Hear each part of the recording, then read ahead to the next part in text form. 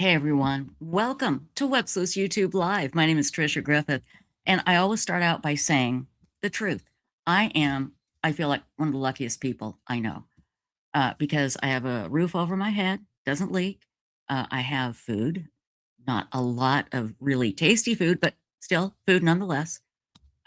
I can pay my bills, and I have my lovely fur balls, and most of all, I have my wonderful son and I have you guys. So I'm so lucky to be here every night. And thank you for joining us. We're going to get into true crime. Oh, the other great thing that I am so grateful for is I get to manage this wonderful site called websleuths.com, where we discuss true crime 24/7. And it's been going on for 25 years. So we'll get to more of that a little bit later.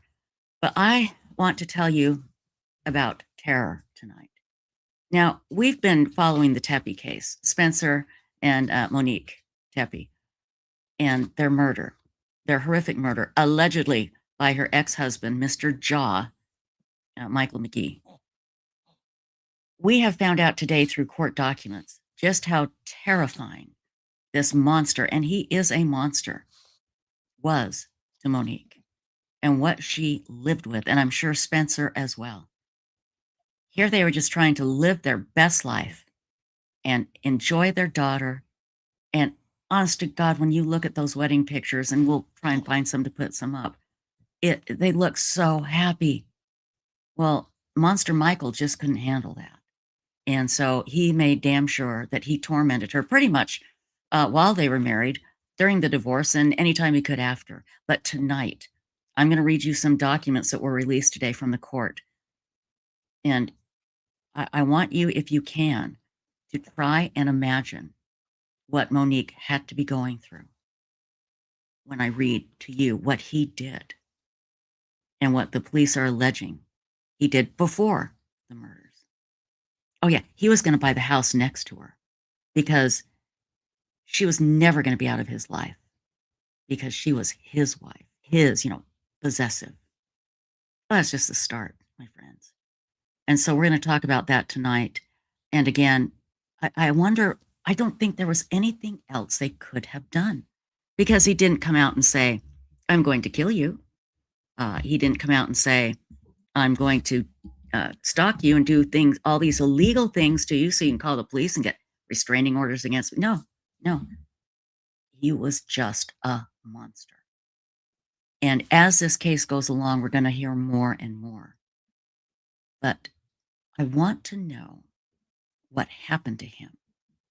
What happened to Dr. Michael McGee to make him a monster? Something happened. He just didn't turn out this way, I don't believe. But I would like to hear from his family. And if you've heard anything or read anything in the media, please put it in chat. Tell us about it, because I really would like to find out what happened. A lot of people are suggesting, and again, there's been nothing to prove this, but a lot of people are suggesting he was taking steroids because of the big head. That's what happens when you take steroids. You get a big head. And if you look at his earlier pictures, his head is normal. Now, I joke, and it's not funny, but it's like he has a jaw that reminds me of something from Jurassic Park. It's just this massive jaw. Was he on steroids? Was he on other drugs that made him lose his mind? However, this isn't something that just happened recently. This has been going on, 7, 8 years? So again, we're going to get into that tonight. Also, we're going to talk about the mother from Utah who took her 4 kids to Croatia and kidnapped them, basically. And I believe they ended up in an orphanage. It is a crazy story, but the good news, they've been found and they're alive. And Megan Connor is here to talk about it as well. And finally, an update on our wonderful, our lovely Stacy. We love and adore her. Her husband is in ICU. They're doing an angiogram tomorrow, but things are looking good, and he should be going home hopefully any day. But they're hoping that whatever is wrong with his heart, they can control it with medicine. So please say a prayer, send her love, good vibes, whatever it is you do. Okay, because she could certainly use them, and she wanted me to tell everybody hi. Okay. Let's see. It's still freezing here in Dallas, a little bit better. I did have my true crime quilt that Penguin made for me. I've shown it to you. It's amazing. I've got the true crime pillowcase that goes with the quilt right here. Here, let me do this. See, look at all that true crime stuff. Isn't that cool? Okay. And I brought the quilt out because it was so cold in this room, because I can't have my heat going on normally because it's so cold. All it does is chug and work, and it never gets up to the right temperature. So I'm putting on extra layers of clothes. Anyway, I brought in the quilt last night to do the show to help our babies stay warm. Well, I went to go get the quilt, and Lilith and Boo, my two cats, are on it. It's like on the couch. They are on it, and they looked at me like, I dare you. I dare you to remove this quilt. We are so comfortable. So I brought another blanket that actually a friend sent me that's warm and cuddly, and we're going to stay nice and warm. And we're going to have a good, informative time tonight. And we're going to find out about the Monster Michael. That's what I'm going to call him from now on, because he is a monster. There's talk of him having some sort of insanity defense. I don't believe he'll allow it. I don't think he thinks he was insane. I think he feels like he was completely entitled to do what he did to Monique and to Spencer Teppy. Okay, everybody, let's bring up our panel. We do have a panel tonight. Filling in for Stacy, it's the amazing, the wonderful, everybody. We know her as Lynn Gen 2. How are you, darling? Doing well. How are you this evening, Trisha? Good. And thank you for helping out tonight. I really do appreciate it. Also joining us tonight from third_verse is Megan Connor, here to talk about what happened in Croatia with the kidnapped kids, but also to help us, I don't know, try and understand Monster Michael and the horror that was the life that Monique and Spencer were living. They were just trying to, this is what upsets me, you guys. They were just trying to live their best life. They were wonderful people. Everybody loved them. And I can only imagine Monster Michael's just rage when he realized how happy she was without him. I don't know, Megan, I just want to ask for your comment on this, because you've dealt with so much in your life and also in what you do as a life coach. That's what I call you. Is that your correct title, my dear?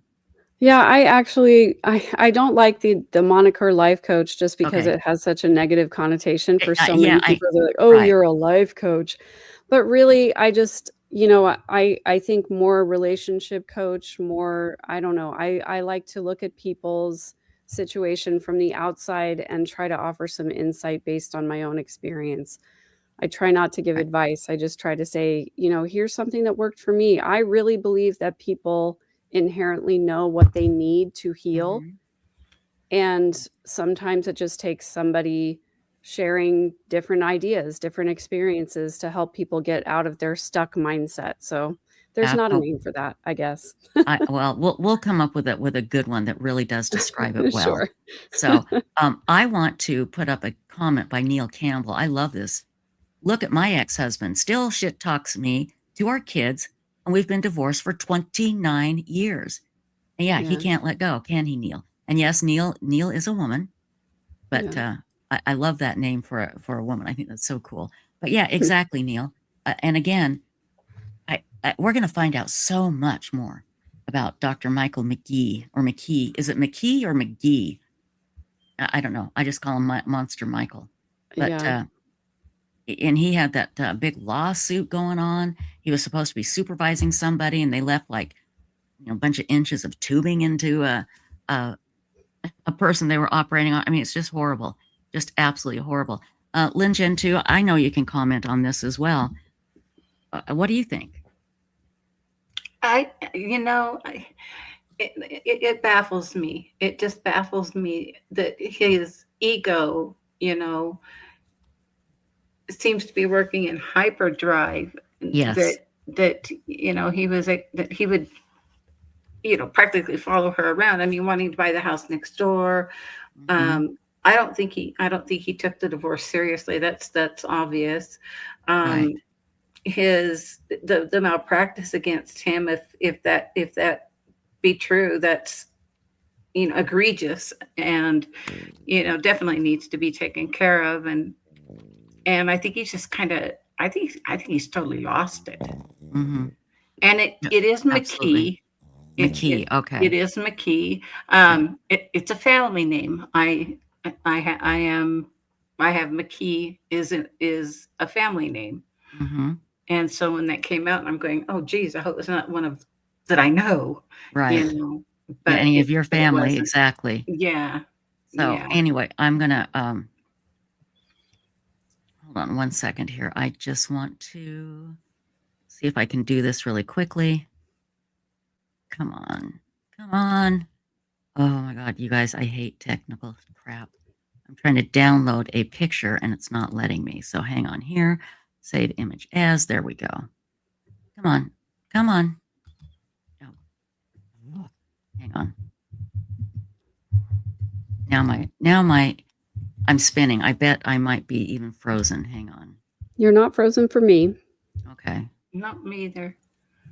Yeah, he seems to have what's the word I'm looking for? Now I'm frozen. A self importance to him that you find in cases like this where you should want to be with me because look at who I am and what I can do for you, or what I am right. and what exactly. I can do. Exactly. Yeah, it really is like a classic case of coercive control where he believed that he was entitled to own her. And how dare she break free from their relationship? How dare she move on and have a happy life after that?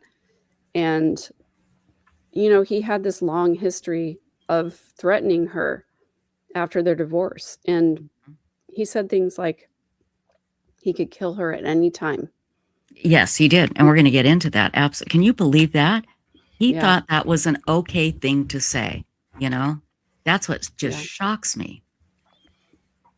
And again, what was he thinking? I mean, he's a doctor. He had to be smart in some ways, Well, I mean, this is always the thing that shocks me about these types of cases is that there are people who are, professionally smart, or they are logically smart, but they are emotionally just stunted in so many ways. They just have this inability to see their circumstances for what they actually are. And they have an inability to accept, what the relationship for what it actually is. And this man apparently was unable to accept that someone could leave him and then move on to have a happy life. Exactly. And, exactly right. Just looking at this picture of him, I don't know. I mean,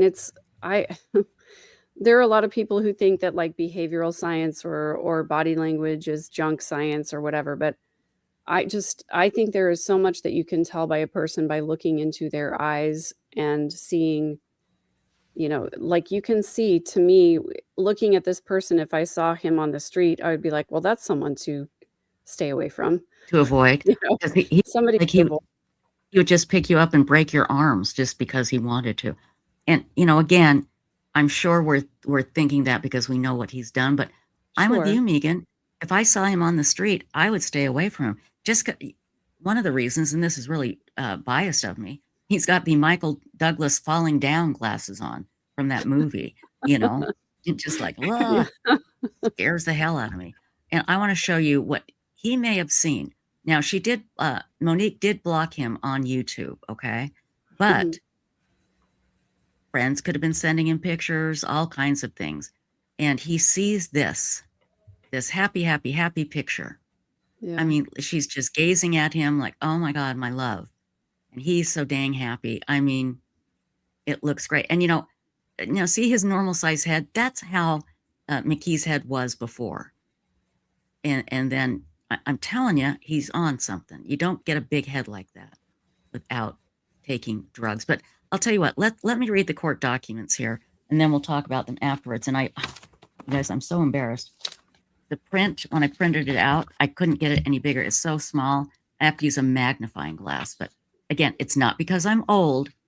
It's the printer's fault. It's because you want to be like Sherlock Holmes. We get it. It's okay. Yeah. And it's got a light on it too. But yeah. Okay, so anyway, this is the affidavit in support of probable cause that was released today. Let's see. On December 30th, 2025, at 9:57 a.m., Columbus Police Patrol officers were dispatched to 4th Street on a check on the well-being of Dr. Spencer Tepe, who had not shown up for work. Officers arrived and found Dr. Tepe and his wife, Monique Tepe, deceased inside, suffering from gunshot wounds. 2 minor children were found inside the home unharmed. Columbus Fire Medic, let's see. Anyway, it just gives the number of the medic team that arrived.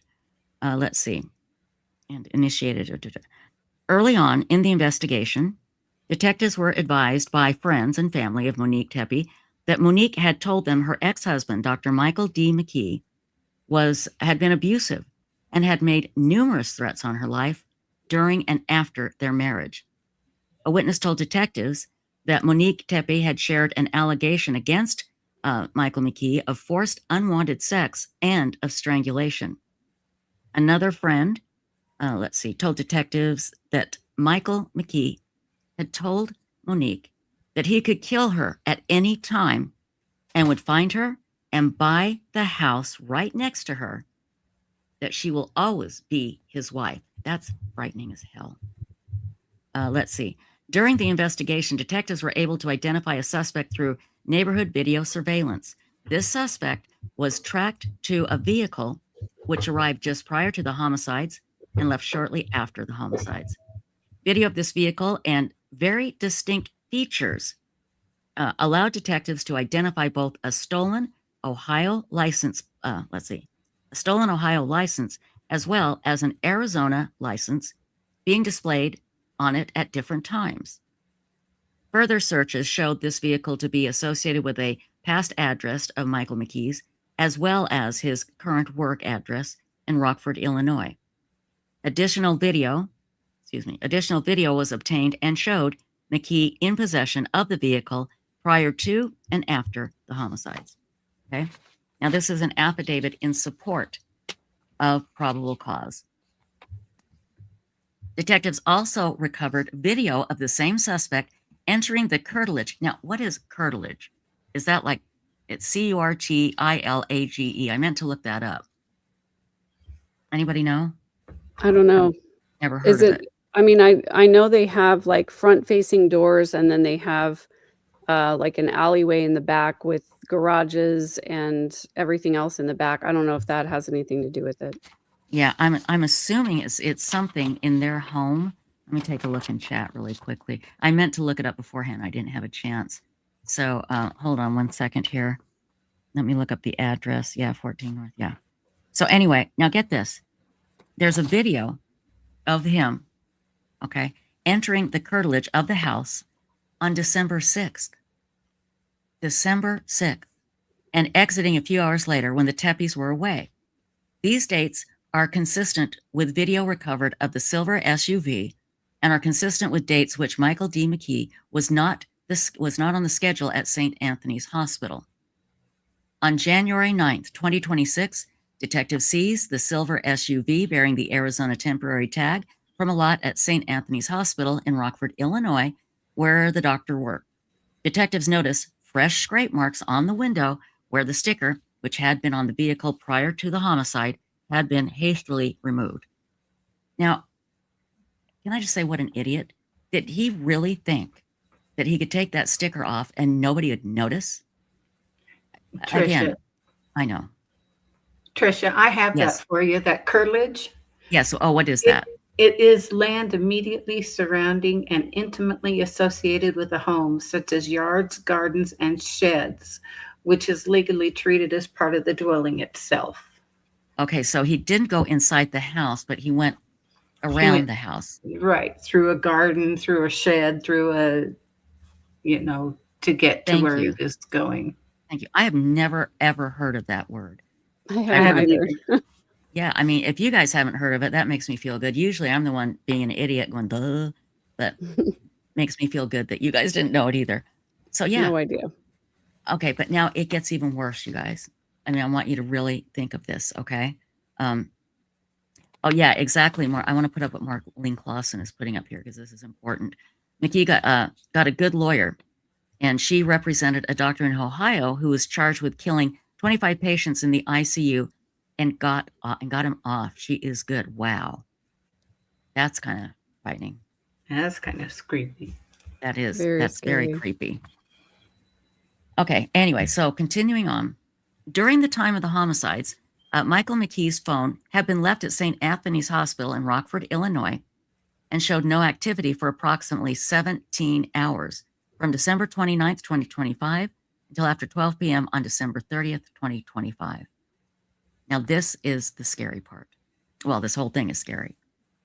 More recently, while Monique and Spencer Tepe were at the Big Ten Championship game in Indiana on December 6th, remember that date, with several other couples, Monique went back to her hotel room early in the second half. When friends asked Spencer why Monique had left the game, he told them she was upset about something involving her ex-husband and was going back to the hotel, which makes me wonder, did she have video? Like on mine, on my door camera, if somebody is around my backyard or around my front yard, I get a notification, person seen in front yard, and I can watch it live. I could do it in Europe. I can do it anywhere there's the internet. Well, I don't even think I need the internet. I just think I need my cell phone. But anyway, Yeah. I think it's safe to say that they're at this game having a good time. Again, I'm just theorizing. Monique gets a notification. Somebody's being seen on her camera, and she looks, and it's him. And I can't even imagine what she felt after all the things he said to her. Yeah. I can kill you. I'm going to buy the house right next door to you. You're still my wife, my wife. And you have to wonder, how did he get in the house? That's what's driving me crazy. Did he, as somebody has suggested, pound on the door? Because they had a camera. See, it was him. Did Spencer go, okay, this is it. I'm confronting him. She's saying, don't do it. He goes downstairs, open the door. He has a gun and says, I'm going to shoot your kids if you don't take me upstairs. I mean, he had to have control using the kids as a threat.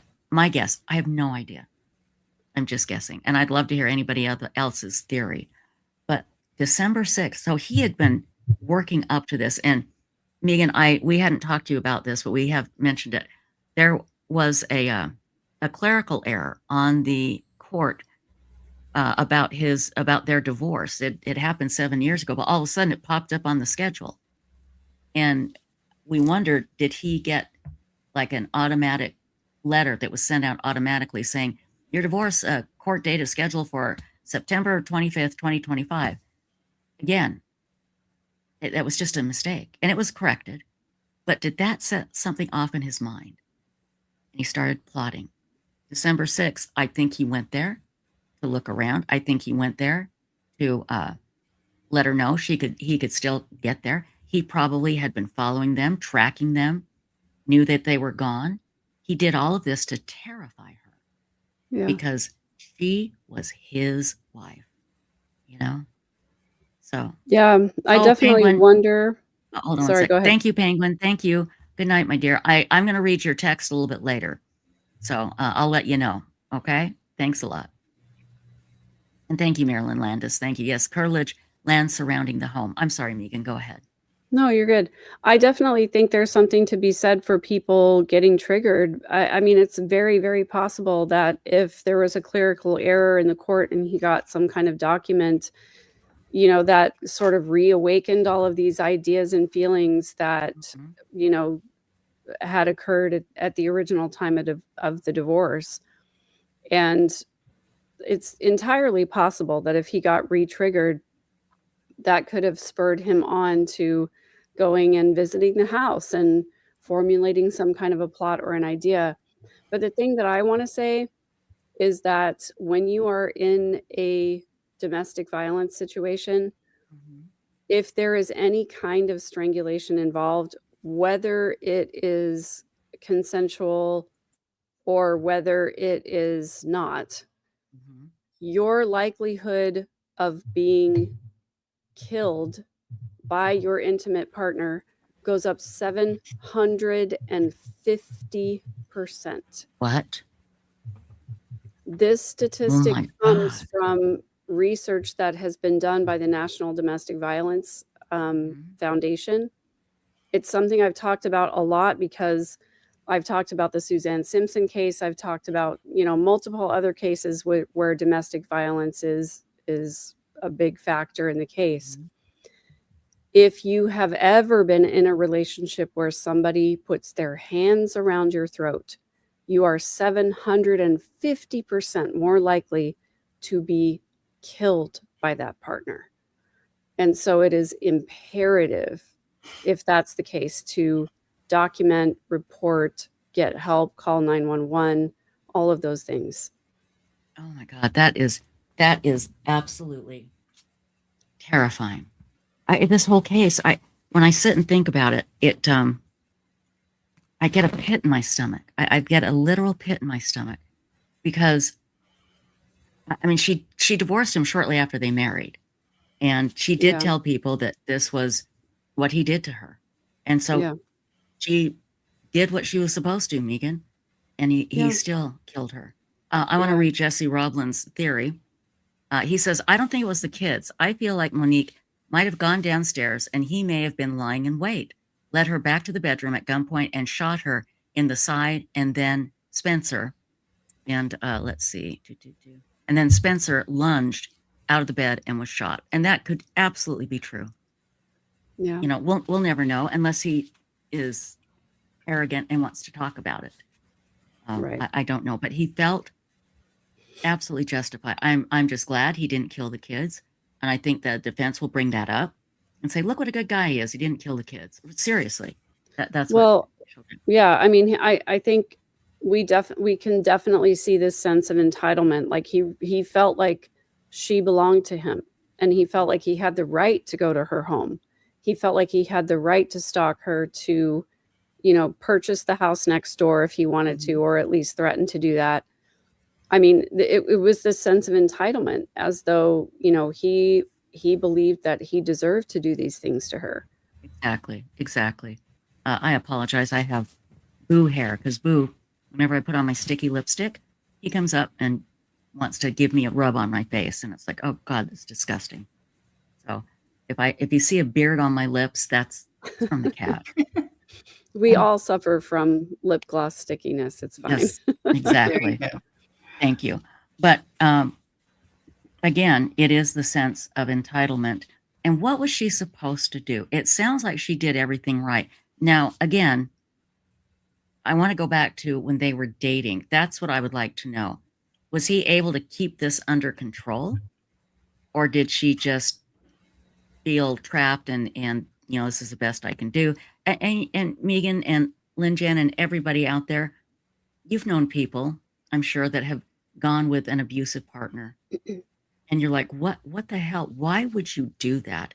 And again, it has to do with self-esteem. It has to do with coercive control, all of these things. It's very complicated. It's not easy. It's not as simple as, for God's sakes, pull your head out and leave. But she did shortly after they got married.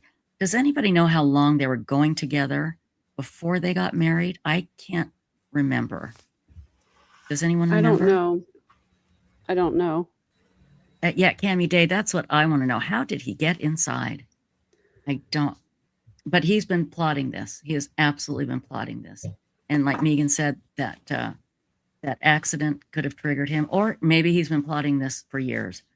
And seeing those pictures of them so happy, I'm sure absolutely infuriate him. Phyllis Jarrett says they were dating 2 years. I wonder, was he able to keep this under control for 2 years? But I'll tell you what, she did the right thing when she married him, and he did whatever it was he did, the strangling and sexual abuse and all. She got out. She probably got out as quick as she could, and good for her. Yeah. Good for her. So JDR says it's been said they left the doors unlocked. Oh my God, if they did that, you guys. Oh no.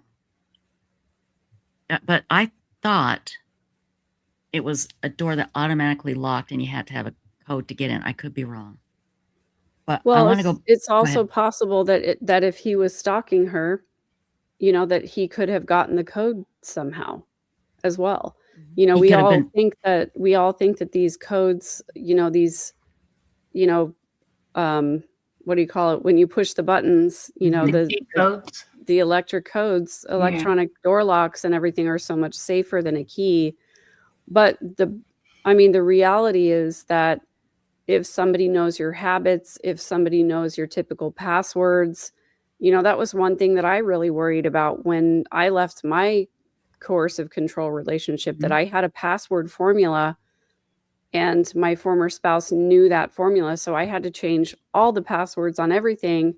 And I even had to change my formula because I was so worried that, he would be able to get into things and steal money and whatever. So I mean, if you keep the same habits and the same patterns, it's very possible that, you know, the other person can figure it out. That's absolutely true. And Crash says, I saw something about how he got into the basement window. And that could be, it could be something like that. But if they did leave their door unlocked, I want to remind everybody what Mark Class said. This is one of the things that I would travel with him to help him with his March Class search team when they go looking for missing kids. His daughter, Polly Class, was kidnapped from her own home during like a slumber party with her girlfriends. And the killer got in through an open window. And Mark said if that window would have been locked, he would have turned around and left. Something as simple as locking your doors can literally save your life. Now, what are the odds that a crazy person's going to come in and kill you? Very minute. But why chance it? I keep my doors locked during the day. I keep my windows locked, everything locked during the day. So it's just a good thing to always remember. Now, again, we don't know if that's what happened, but who knows? It's just so hard to say. Let's see here. I lock my car inside of my garage. I mean, Absolutely. Yeah, you know, absolutely. And Cammie Day says maybe he locked on his way out though. I'm sorry. Half-Ass Haku says, what's a password formula? Megan, do you want to answer that, or I can, whatever you feel Yeah, comfortable doing? so I have a formula where I have something that remains the same in every password, but it's a passphrase that I invented, so nobody would be able to guess it. But then that formula is within the bounds of some other kind of identifier. So, like, for example, if I had a password on websleuths.com, it would be something specific to web sleuths that also included my formula. Gotcha. So it has to do with, like, there's part of it that's the same all the time, but then there's something that's different based on the website that you go to. All right. And I actually have something similar that my friend Beth B, who passed away, taught me. It's a musical code, and I'm not going to say what it is, but it really helps me with all of my passcodes.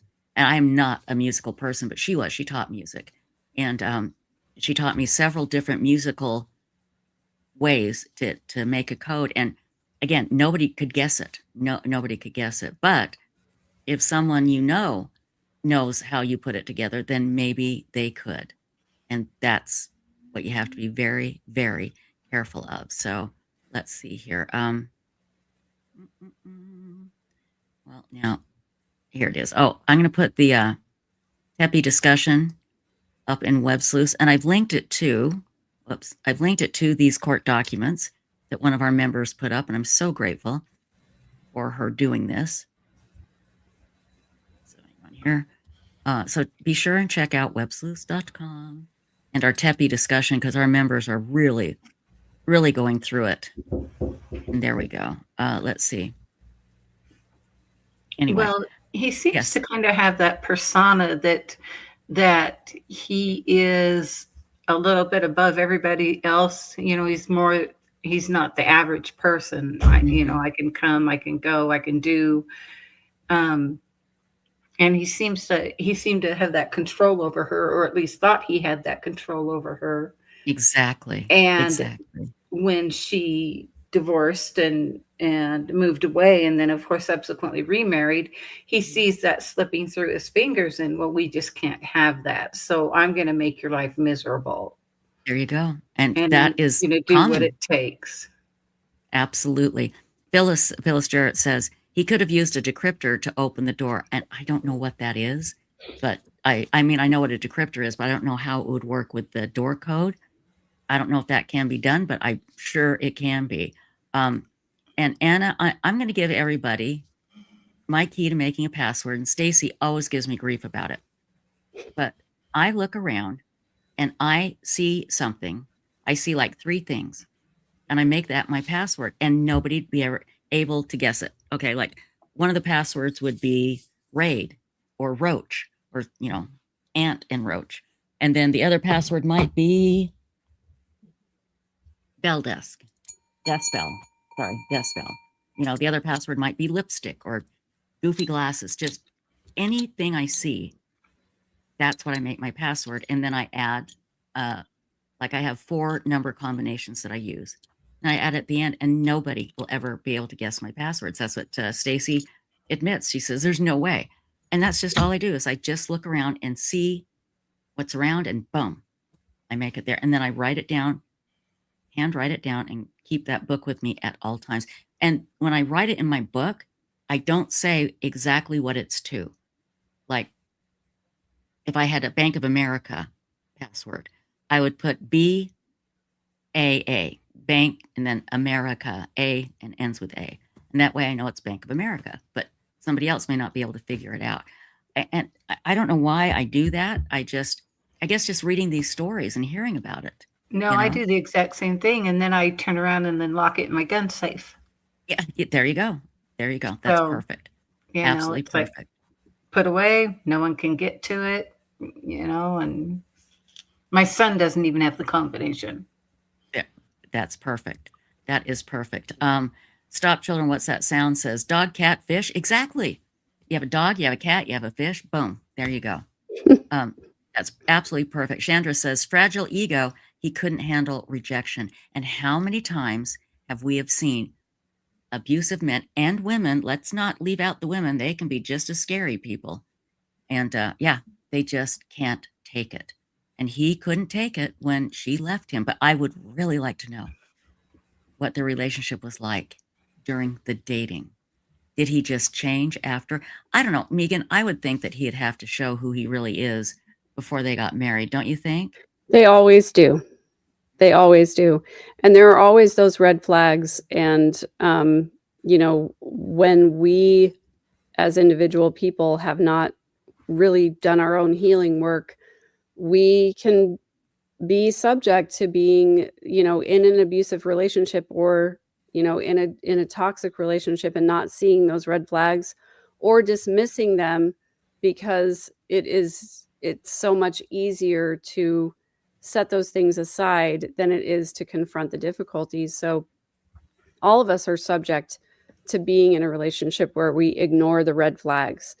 And, we have to really learn to trust our instincts.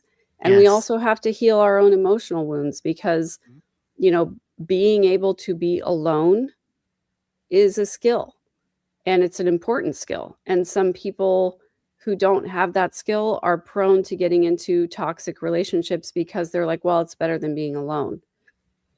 Well, it's Exactly. And not. it's not. And I'll tell you what, I've been alone, gosh, since 2006. I love it. I mean, I have and I'm not really alone. I just haven't had a relationship. I love it. I absolutely love it. Cat ride. Now, you know what? This is a great example of just looking at the obvious. Think about this. Maybe she was letting the dog out and he was there. Yeah. It could absolutely be that. Absolutely. And Dan, is it Daniel says, so you have a long password? No, sometimes they're really short, just depending on whatever it is I see. Sometimes they can be long, sometimes they can be short. So, but they're all different. And that's just how I pick them. So anyway, Tricia, we see these women come through the ER, and you're looking at them, and No matter what you say, no matter what you do, no matter what you offer, they're going to go back because they don't know any better and they don't have that confidence or that self-esteem to make that decision. Even with us saying, look, I can get you out of this, but I can get you out of here and he won't even know you're gone. Exactly. And by the time he figures it out, you will be ensconced somewhere safe. No one will know. But they don't have that self-worth to get themselves out of it. But they never truly see it until they actually do. And then it's kind of like a bell goes off and and they're going all these years. Yeah, and there are also a lot of factors that go into it. Like, a lot of us want to think about the good times. We want to think about all of the good qualities of this person. We don't want to dwell on the negative. We want to give people the benefit of the doubt. We want to believe they have the best intentions. And over the course of a relationship, we try to focus on the good times. Oh my gosh, remember when he did that thing that was so wonderful? Right. And how could somebody bad do that wonderful thing? And we sort of glorify the good times and we don't give enough credence to the bad times and the red flags and the difficulties in favor of trying to believe the best about people. And that, unfortunately, it's a failing of people who are empathic. It's a failing of people who want to give everybody the benefit of the doubt. Like, the best people in the world are the empathic people.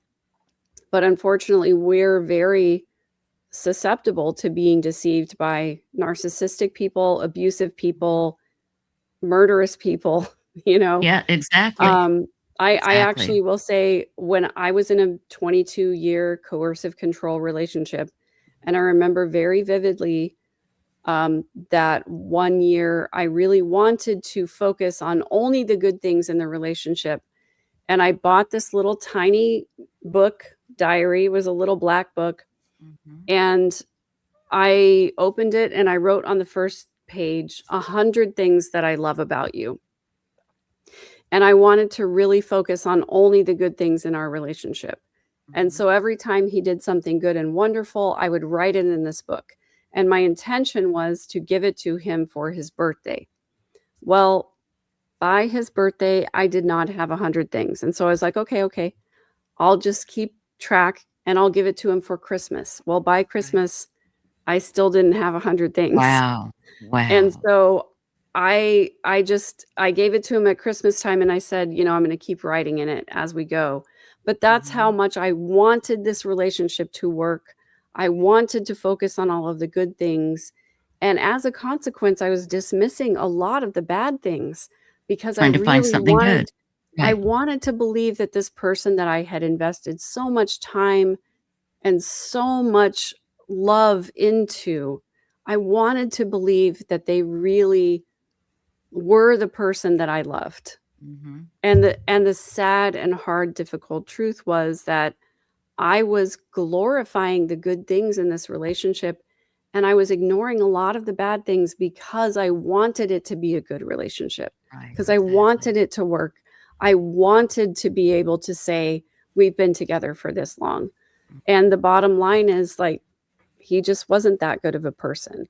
And I kept trying to make him into an idealized version of who he actually was because I wanted it to work.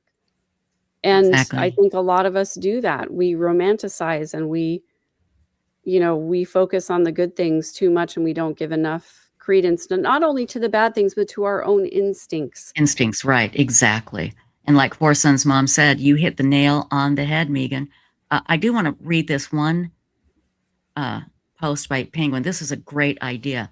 For extra password layer, use some numbers and symbols instead of dog, cat, fish. You can use D and then 0 G, and then C and the @ T, and F and then 1 SH. That's a great idea. That's really good. It is. The hard thing is, though, those locks where you put in the passcode, it's only numbers. And it's either 4 numbers, anywhere from 4 numbers to 8 numbers. Right. And it's, they're a little bit easier to guess. But yeah, I Yeah. appreciate that about the password suggestion. That's a good That idea. that actually is a very, very good idea.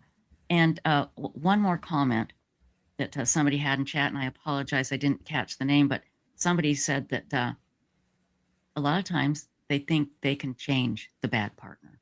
If I just, and I Mm. used to think that when I was like a teenager, oh, if I was going to go out with somebody that was a jerk, oh, I can change him because I'll just love him so much. He will just change and just fall madly in love with me.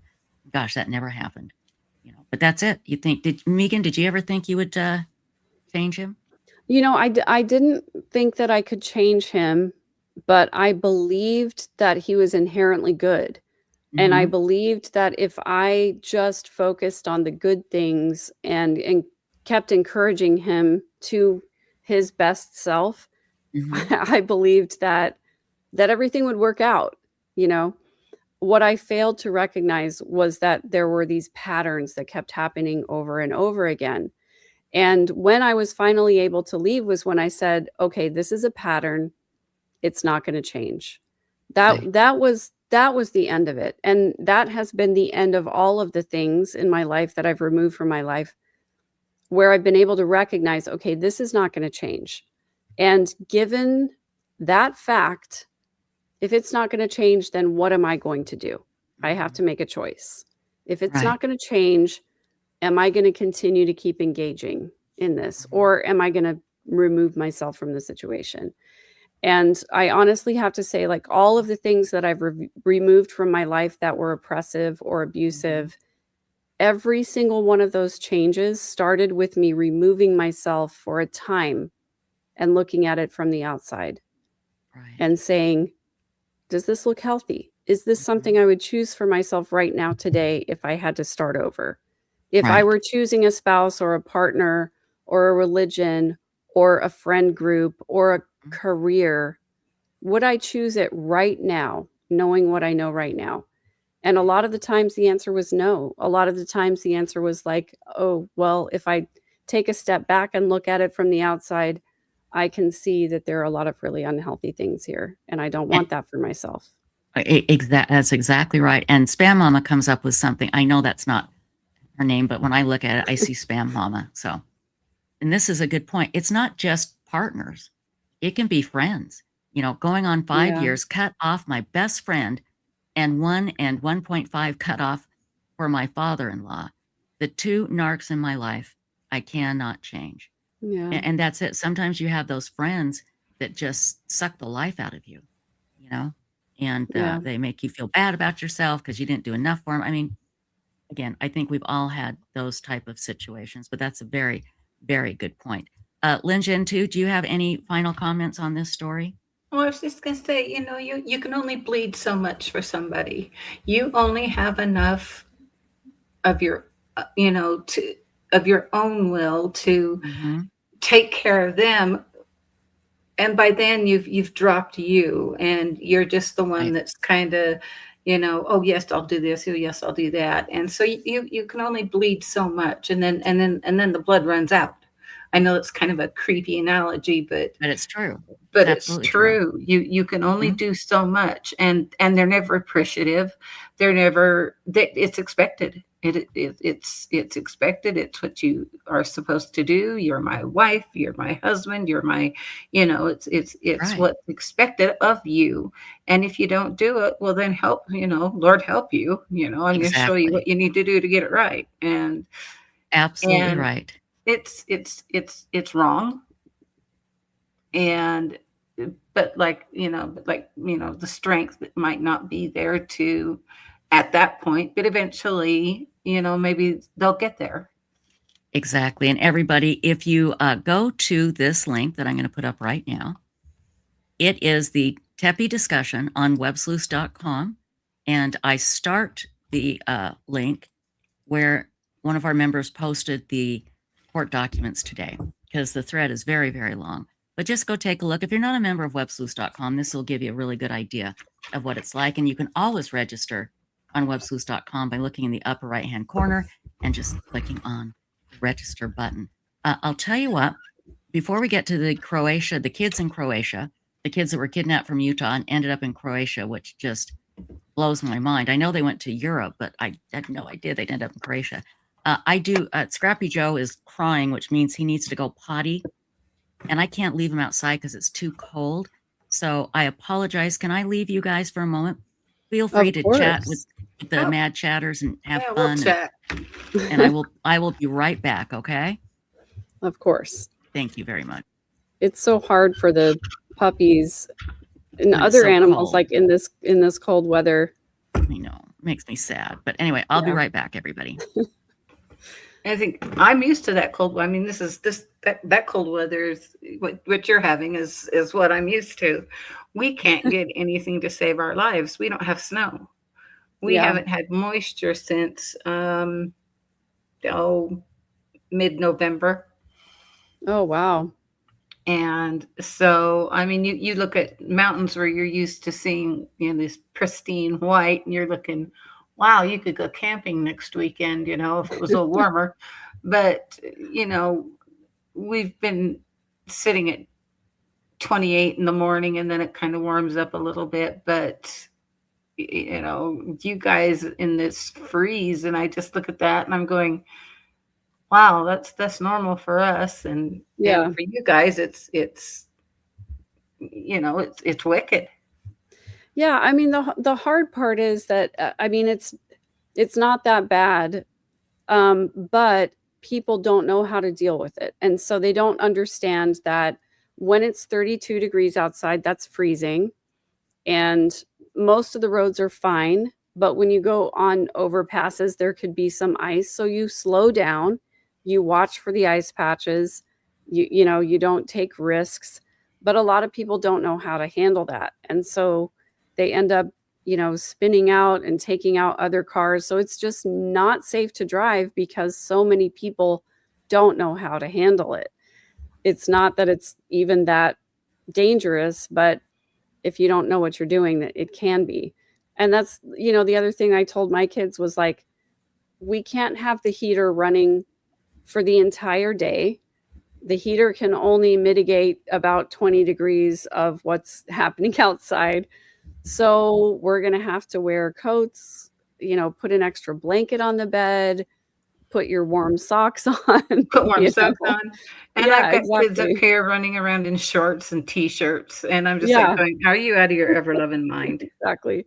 I mean, You know? I spent about 4 years in South Dakota when I was a kid, and it was, -30 a lot of the times. I would Oh, be out there yeah, I'm used walking to the that. dog when it's, the wind is blowing, it's -20, it's -30, and so you just know you can only spend a few minutes in it, and then you come back inside, so you can deal with it, it is okay.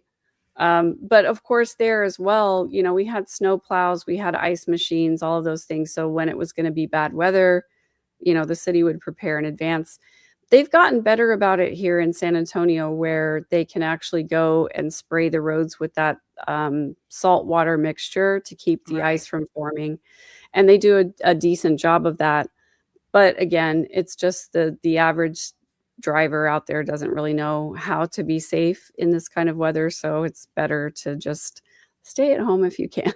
Well, and there's still idiots here too. I mean, holy cow! You just look at them, and they're flying off the interstate, and I just and it's like, you are an idiot in two languages, and it's like, hello, how was that trip? And Yeah. and you see them climb out and just like and they're okay, but if you stopped for every one of them, you'd never reach your destination. And No, yes, exactly, yeah. mm, And that's the other thing, I think that there's a lack of awareness about being prepared, like, when I lived in South Dakota, we never drove anywhere in the winter without having extra blankets and extra gloves and jackets in the car.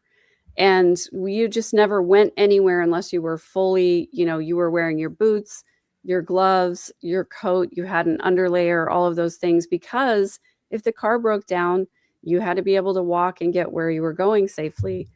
Um, People nowadays just don't think ahead about those kinds of situations.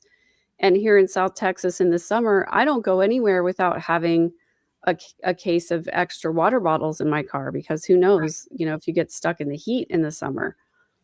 So I think people just have a lack of, like personal responsibility Yeah. where they don't realize you have to prepare for these things. I'm always stunned when people are unaware of what the weather is going to be like today. They just go out and live their lives and think that the weather has nothing to do with them. It doesn't, yeah, it doesn't bother me.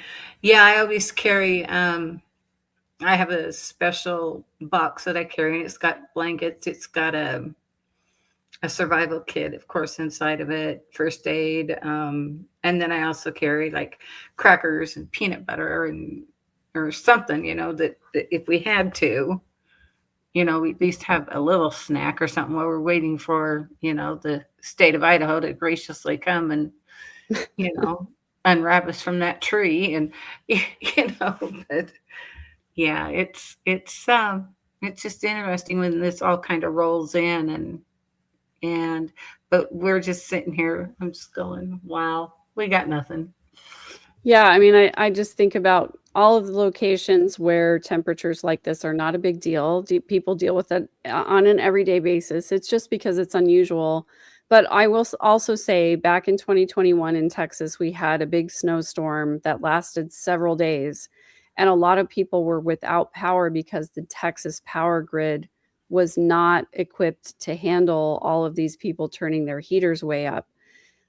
By the same token, though, I have to say, when the temperature gets down to 20 outside, you can't set your heater at 70 and hope that it's going to continue to keep, Right. warming your house, Yeah. because that's just too much. Your system cannot handle that. And so a lot of people don't understand that your heater has limits and you can only set it so high. And so a lot of people lost power. That is Olive Oy 1608. That's when Ted Cruz took his vacation.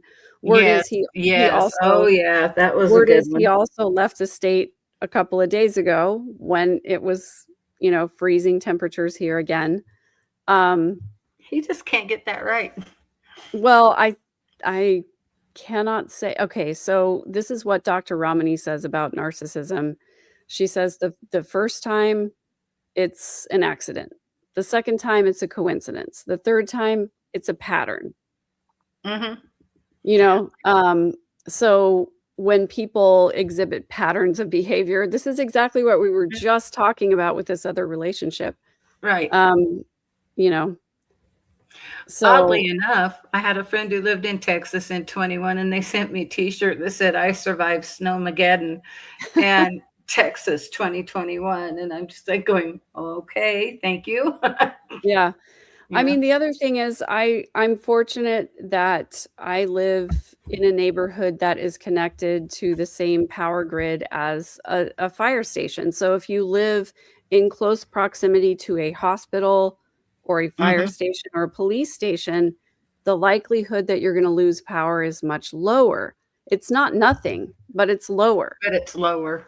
Yeah. And so, if you think ahead when you're purchasing your house, it always amazes me how many people will rent an apartment or buy a house and not have any idea on which side the sun comes up and goes down. And they're like, oh, I love this place, but the sun in the morning just wakes me up first thing. Because I'm like, did you not think about that when you bought the Did you house? not look at the logistics when you were looking at the apartment, or did that Yeah. new refrigerator just, Right.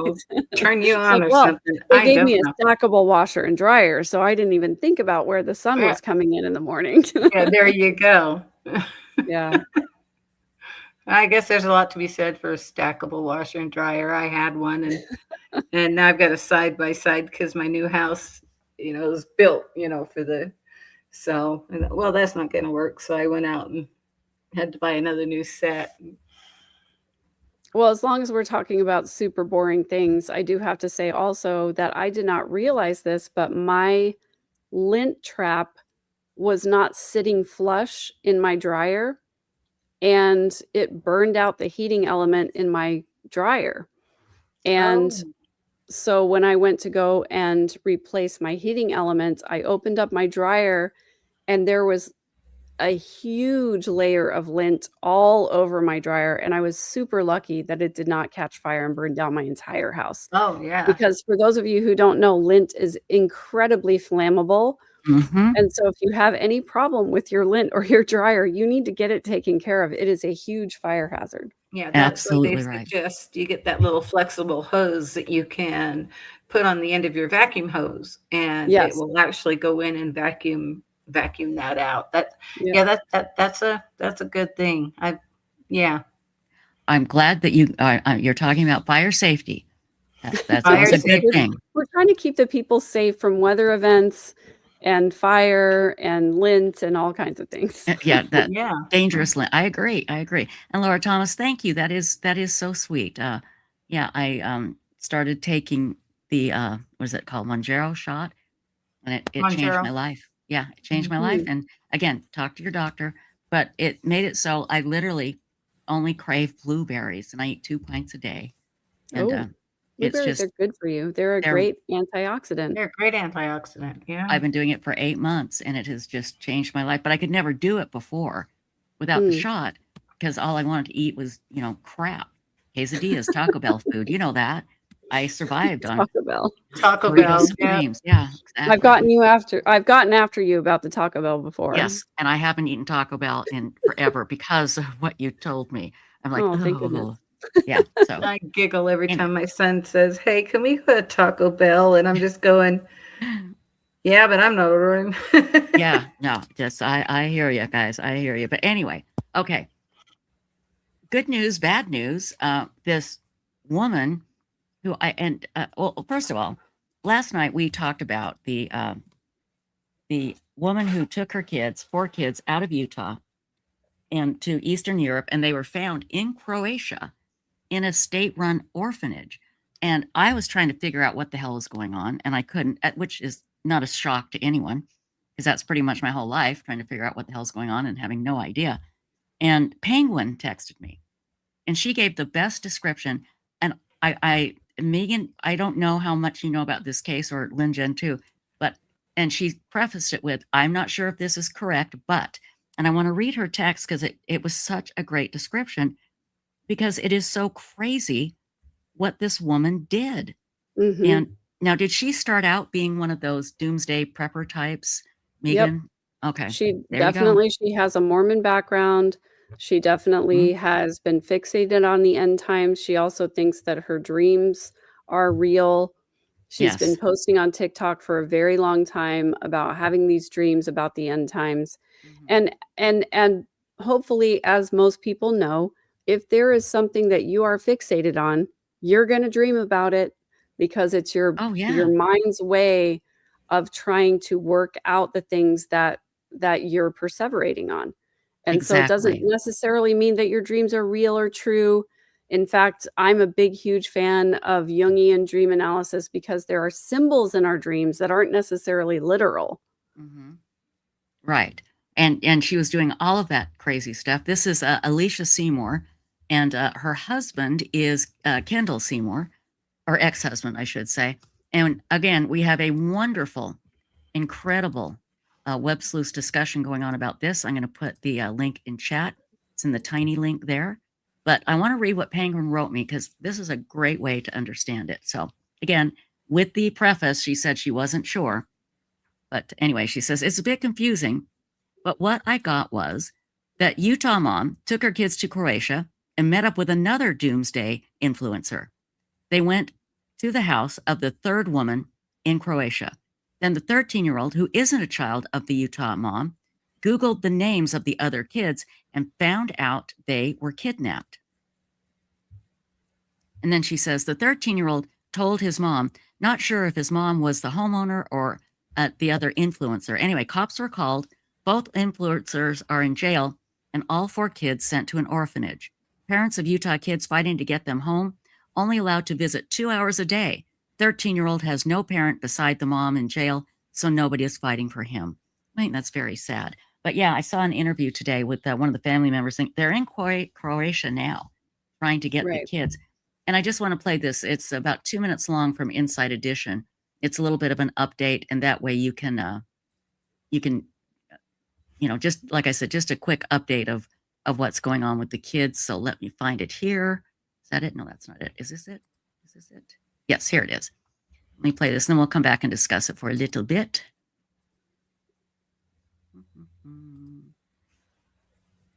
It says allegedly abducted, but come on, let's be Well, real. she's been Anyway, arrested now, so yeah, this is from 4 hours ago. So here we go from Inside Edition.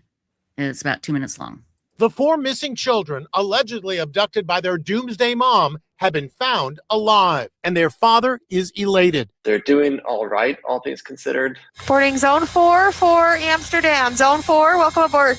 The kids were last seen boarding a flight at Salt Lake City Airport with their mom as she corralled them onto a plane bound for Amsterdam. Now, 2 months later, 35-year-old Alicia Seymour has been arrested in Croatia in the city of Dubrovnik after the kids were discovered in a state-run orphanage. Their relieved father, Kendall Seymour, has been notified and is now in Croatia working on bringing them home.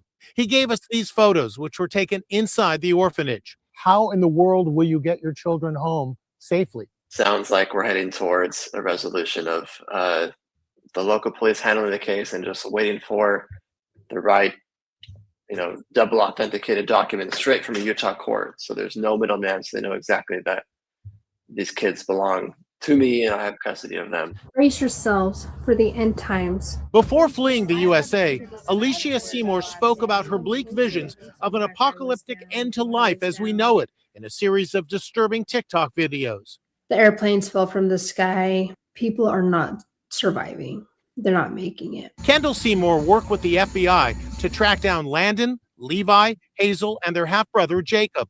What kind of emotional toll will this have on them, do you think? The kids seem to be doing all right in the children's home, all things considered, but you never really know what's going to come out when you get home. Dad is hopeful the doomsday nightmare he's been living is now over. We're hoping that this all becomes just a crazy adventure that happened in the past.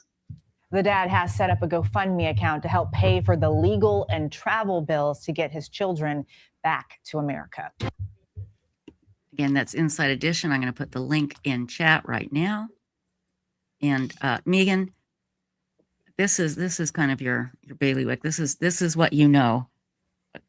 yeah. What do you think? What do you think happened to this woman? I mean, Well, I've done a lot of research on this. I've listened to a lot of different interviews, and according to what I've found out, this woman who definitely was raised LDS, had a fixation on the end times, believed that Utah was going to be destroyed, believed that the United States was going to be destroyed, connected with another woman on TikTok.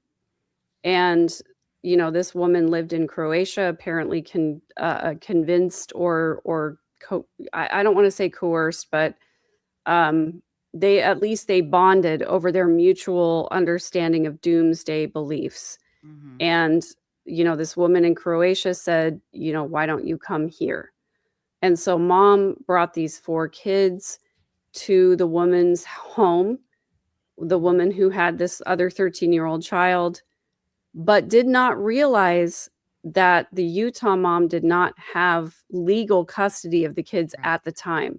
Right. So, when Utah mom left the country, that was her possession time, but obviously she did not return the children in time to be in Exactly. accordance with the custody agreement.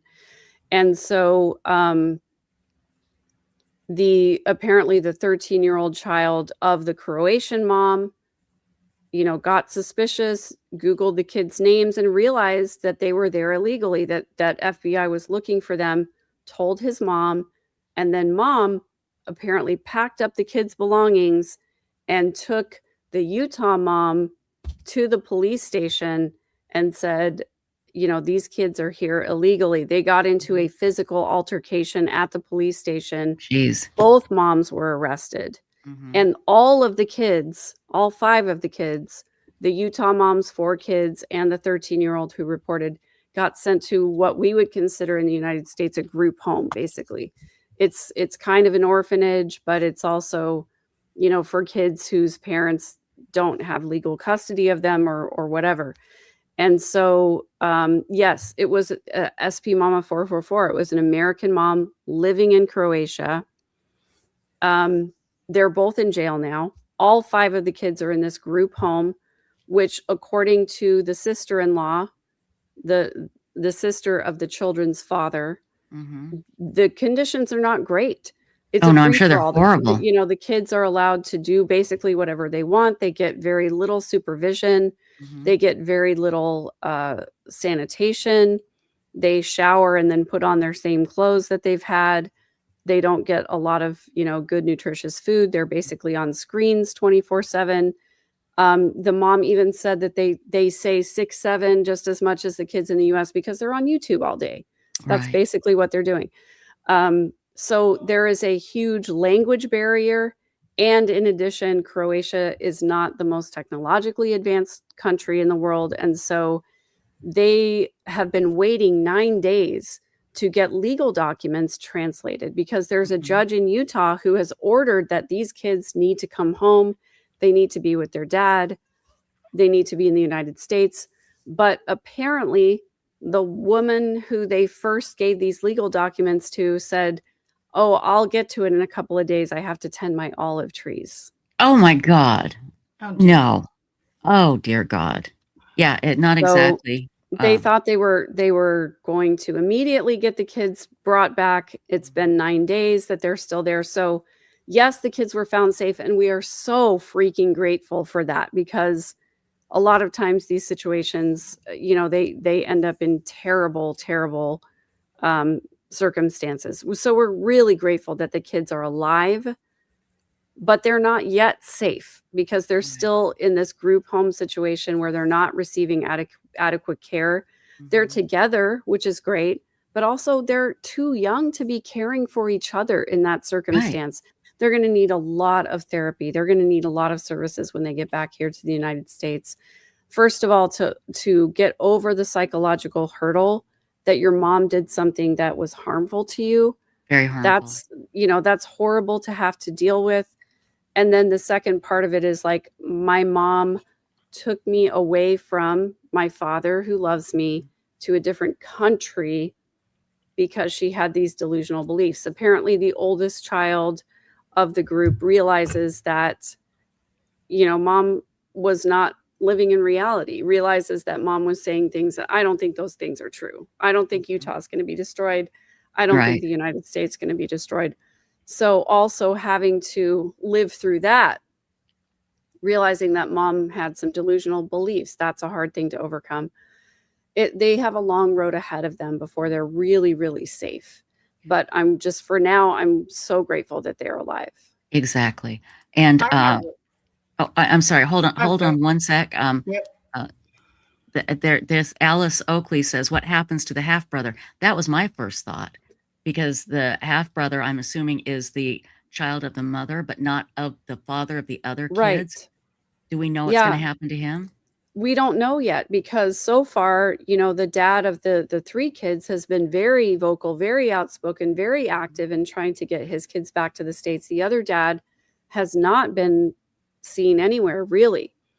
And so, the worry is, what do we do with this other child? This dad of the 3 kids can't really take possession of that child. So we're hoping that some other family member is going to step up and take possession of this child, or at least advocate for this other child, because I don't know if they can even bring him back to the United States without, I hope they could. some kind of order of possession.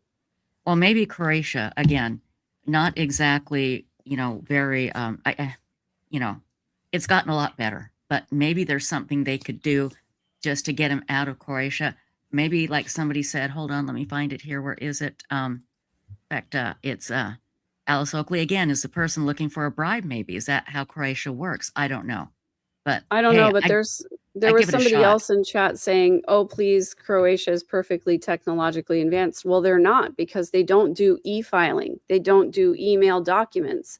The aunt of these children, the sister of the dad, was talking about how they literally were tying bundles of documents together with twine, and that's how they transport them in the court system. So they are not doing electronic documents. And to me, that's a marker of technologically advanced, Yes, right? If you can do exactly. electronic documents that can be electronically translated, that can be electronically filed, that speeds up the time frame by weeks. Mhm. And the way that they're looking at it right now, who knows how long it will be before they get these things translated, they get the court order translated from the judge, and they allow the parents or the dad to leave the country with these kids. And then again, the other concern is this child who's the half sibling, where there's no other parent advocating for them. And the parent who brought them to Croatia is in prison. So who knows what's Hopefully, going to happen with the half sibling? hopefully they can say, "Look, Judge, I'll take him back to the States. I'll find his family," and the judge will just go, "Okay, just get him out of here," because they've got so much publicity on them right now. They probably don't It's want it. So let's hope Yeah, but something like that it's so happens. much more complicated than that. You can't just allow a non-custodial parent to bring a child from a foreign country back to the United States. It's going to be really tough. I know. I'm just hoping maybe they'll get a judge that doesn't care. But again, Yeah, I who hope knows? so. That would be nice, but that is way my thinking of way outside the box, and is probably not even logical. And I'm sorry, Lynn Jen, too, I interrupted you. What did you want to say, Well, my two dear? things I was just going to say. Maybe that's an issue for the State Department. Um, Yeah, that's true. Good point. throw a little weight that direction. My next Mhm. question was, do we know if the other mom in Croatia was LDS? Did she I don't belong to the same Doomsday group, or did I she don't just say, know. The only thing I can say is that I know that they had similar beliefs. I don't know if they were rooted in LDS beliefs. The mom who is in Croatia was American, but had moved to Croatia. I don't know if she had been LDS at one point or not, but the understanding is that they shared these doomsday beliefs and these dreams and visions about the end times and the U.S. being destroyed. okay. Let's see. Spam Mama said, hate to say this, but Trump could do it. Hey, more power to Trump. If he can get them out of there, good. I don't care who does it. Yeah, If he can exactly. do Yes, it, get them home. get them home. Exactly. That would be fantastic. Well, everybody, I do have to run. I apologize, but I appreciate everybody joining us tonight. And again, check out websleuth.com, and you'll see all of our great discussions there. And be sure and check out Megan Connor's channel. It's _verse, and I'm going to put it right here in chat right now, and I'll put it in the description. And Lynn Jen, too, any final comments, my dear?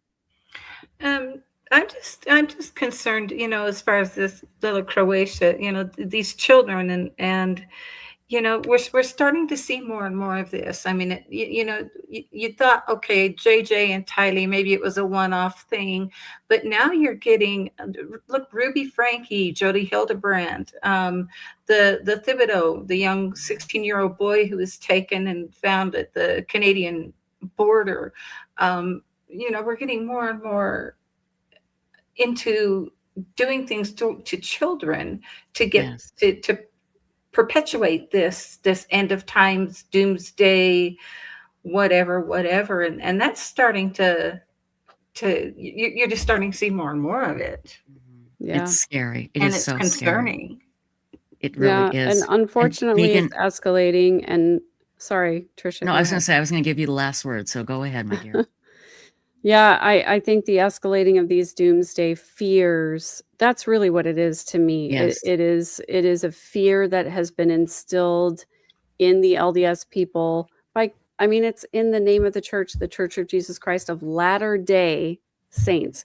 That means they are expecting the second coming around every corner, and every war and every calamity and every famine and every weather event is seen as a sign that Jesus is coming any day. And they fully expect a lot of destruction, a lot of death, and a lot of disease and famine and all those kinds of things. Mhm. And so the fear of those things is what drives these people to do desperate things, because when you believe that it's coming around any corner at any moment, you know, you start to take desperate measures to quote unquote care for the people that you want to keep close and protect the things that you care about. And it's just a harmful belief that I wish the leadership of the LDS Church would say, you know what, it's not going to happen anytime soon. Just live your lives. You know, with that fear, that is really what drives people to do crazy things. So I just wish there would be a sort of walk back or a dial back of that kind of fear mongering. Absolutely. Megan Connor, thank you so much, everybody. I've put Megan's channel in the description. It's, let's see, it just totally left my mind. Your It's channel okay. address. It's at _verse Verse. on Yes, YouTube, TikTok, YouTube. and Instagram. Yes. And you do have a Patreon channel as well. I But do. again, and what is that? It's the Midlife Revolution on Patreon. Thank you. And we'll put those links in the description. Lynn Gen 2, thank you so much. I don't think Stacy will be back tomorrow, but we'll see. And again, I'll keep you updated. So far, things are going well with her husband in ICU. And we'll just pray and keep our fingers crossed for him. Yes. Absolutely. And I want to thank all of our mods, which happens to be Lynn Gen 2, also Four Sons Mom, Alicia Gallegos, also, let's see, Moonlight View, and Love and Coco, and Detective's Daughter. And who did I forget? I forgot somebody. It's 6. Hold on. Maybe I forgot Lynn Gen 2. I use my fingers. First. Yeah. Okay. Lynn Gen 2, Four Sons Mom, Alicia Gallegos, Detective's Daughter, Love and Coco, and Moonlight View. There we go. I got them all. And everybody, check out websleuths.com. Otherwise, we will be back here tomorrow night. Oh, and Ping goes live tonight, 12:30 Eastern. So check him out. We're back tomorrow night, 10:30 Eastern on Web Sleuths, YouTube Live. Thanks, everybody. See you tomorrow. Bye-bye. Take care.